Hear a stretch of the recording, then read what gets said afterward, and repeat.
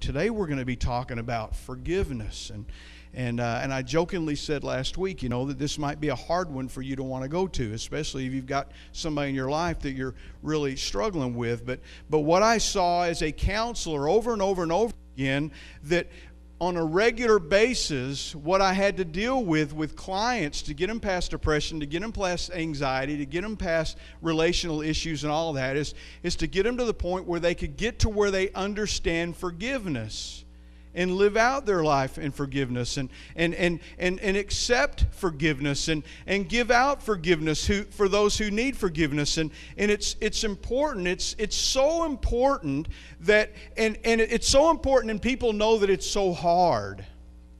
Isn't it? Would you agree? Who agree?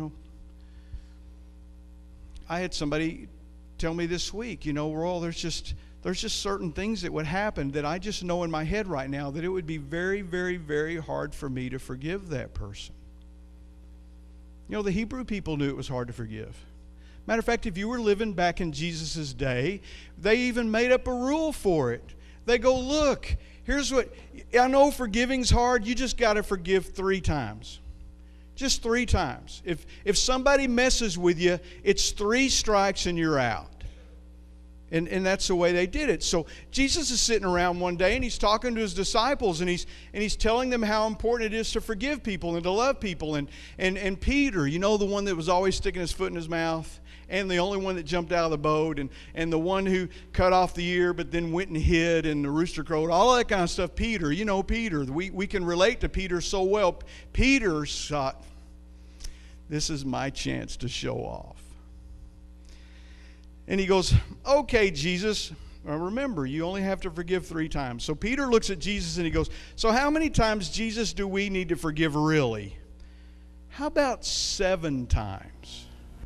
So he doubled it and added 1, He was showing off. He was trying to be cool. What did Jesus say? Jesus changed everything. He said, are you kidding me? Infinity, Peter. Infinity. You forgive.